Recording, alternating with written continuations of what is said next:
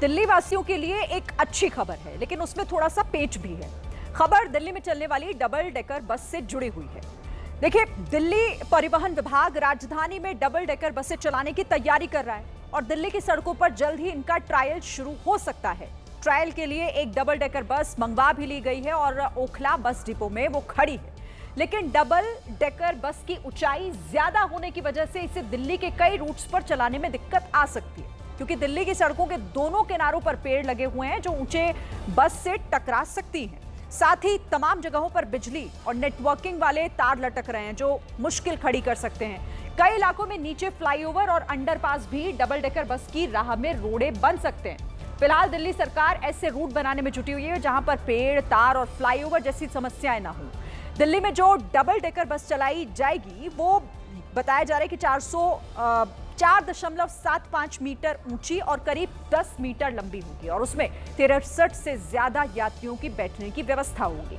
दिल्ली में 36 साल पहले तक डबल डेकर बसें चला करती थी, लेकिन 1989 में सीएनजी बसों के आ जाने के बाद इन्हें बंद कर दिया गया था।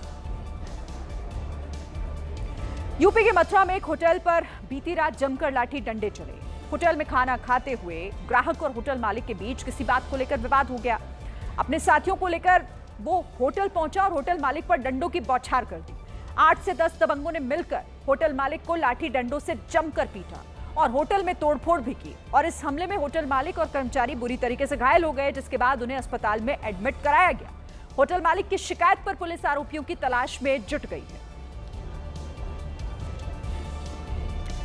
उत्तर प्रदेश के मथुरा से तस्वीरें सामने आई हैं, जहां पर देखिए किस तरीके से मारपीट की गई। होटल चालक को पीटा गया, डंडों से उसके साथ मारपीट हुई है। ट्रेन से यात्रा करते समय आपने अक्सर किन्नरों को अवैध वसूली करते हुए देखा होगा। यूपी के देवरिया रेलवे स्टेशन पर भी किन्नर यात्रियों से जबरन वसूली कर रहे थे, लेकिन जब एक यात्री की शिकायत पर आरपीएफ के इंस्पेक्टर समझाने पहुंचे तो किन्नरों ने मारपीट शुरू कर दी। किन्नरों ने आरपीएफ इंस्पेक्टर आस मोहम्मद को पहले ईंट फेंक कर मारी, फिर डंडे से हमला कर दिया। किन्नरों के हमले से बचने के लिए आरपीएफ इंस्पेक्टर भागने लगे, लेकिन 8 से 10 किन्नरों ने उन्हें दौड़ा कर पीटा। किसी किन्नर ने डंडे से वार किया तो किसी ने रेलवे स्टेशन पर रखी डस्टबिन से। किन्नर इतना ज्यादा उग्र हो गए कि उन्हें संभालना भी मुश्किल हो गया। जब कई यात्री इंस्पेक्टर को बचाने आए तो किन्नरों ने यात्रियों की भी पिटाई कर दी। किन्नरों के हंगामे से देवरिया रेलवे स्टेशन पर अफरा तफरी मच गई। यूपी के मुरादाबाद में तेंदुए के हमले से ग्रामीण इस वक्त दहशत में हैं। यूसुफपुर नागलिया गांव में यह तेंदुआ अब तक 2 लोगों पर हमला कर चुका है और यही वजह है कि शाम होने के बाद लोगों का अपने घरों में से निकलना मुश्किल हो जाता है, क्योंकि रात होते ही ये तेंदुआ अक्सर इलाके में दिख जाता है।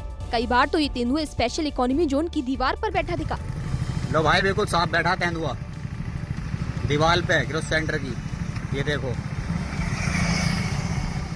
तो कई बार रिहायशी इलाके में घुस आया। तेंदुओं की खबर के बाद वन विभाग की टीम उसे पकड़ने में जुट गई। जगह जगह पिंजरे लगाए गए, जबकि वन विभाग के कर्मचारी टीम के डिब्बे पीटकर तेंदुओं को भगाते दिखे। हालांकि कई दिन बीत गए, अभी तक खूंखार तेंदुआ पकड़ में नहीं आया।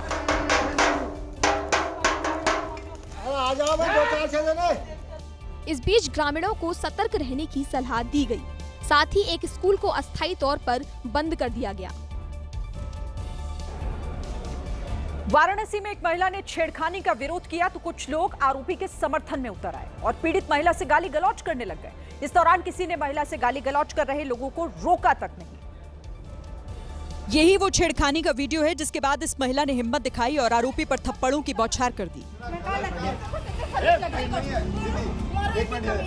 थप्पड़ मारने वाला ये वीडियो वायरल हुआ तो हर किसी ने महिला की तारीफ की, लेकिन आरोपी के परिजनों और मोहल्ले वालों को ये रास नहीं आया। उन्होंने उल्टा महिला को धमकाना शुरू कर दिया। गली के बीचों बीच महिला से बदतमीजी करते हुए इन लोगों को देखिए, इनकी बातों को सुनिए।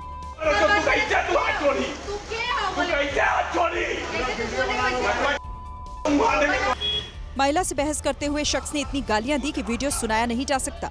महिला ने थप्पड़ क्यों मारा, इस बात का बुरा लग गया, लेकिन आरोपी ने महिला के साथ बैड टच किया। उस पर इनमें से किसी को भी शर्म नहीं आई। वो हमको देख के बदतमीजी करने लगा और भद्दिया गालियां देने लगा और कहने लगा कि इसने वो लड़के को फंसाया। शर्मनाक ये भी है कि इस दौरान बदतमीजी कर रहे आरोपी के समर्थकों को किसी ने नहीं रोका और जब तक उसने चाहा पीड़ित महिला को गाली देता रहा। यूपी के कुशीनगर में हैरान करने वाला मामला सामने आया है। एक कांस्टेबल ने अपनी सिपाही पत्नी को उसके प्रेमी के साथ रंगे हाथों पकड़ लिया, जिसके बाद उसने 112 पर कॉल कर पुलिस बुलाई। क्योंकि उसकी पत्नी ने दरवाजा बंद कर रखा था, कांस्टेबल मिथिलेश यादव दरवाजा खोलने के लिए पत्नी से बोलता रहा, लेकिन वो राजी नहीं हुई, जिसके बाद पति ने कुर्सी पर चढ़कर अंदर छिपे प्रेमी से दरवाजा खोलने को कहा। खोलो क्यों आया वो? क्यों आया? कोई बोला था अंदर खोल। ऐसे कैसे हम खोल देंगे? नहीं क्यों आया रूम में? काफी देर हंगामा होने के बाद पत्नी ने दरवाजा खोला तो मिथिलेश ने प्रेमी को बाहर निकलने को कहा, लेकिन पत्नी वो कमरा खोलने को राजी नहीं हुई जिसमें प्रेमी बंद था। क्यों आया रूम में वो?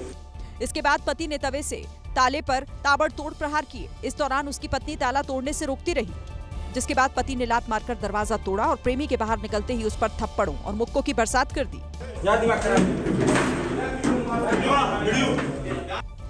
कमरे के बाहर निकलने के बाद महिला कांस्टेबल के प्रेमी को पुलिस ने हिरासत में ले लिया। मिथिलेश यादव को शक था कि उसकी पत्नी उसे धोखा दे रही है और उसके ड्यूटी पर जाने के बाद वो किसी दूसरे आदमी से मिलती है। शक होने के बाद वो अपनी पत्नी पर नजर रख रहा था। ऐसे में जब वो अचानक ड्यूटी से अपने रूम पर पहुंचा तो वहां पत्नी के साथ दूसरा कांस्टेबल मिला, जो महिला कांस्टेबल के साथ ही थाने में तैनात है। ऐसे में मिथिलेश का पारा चढ़ गया।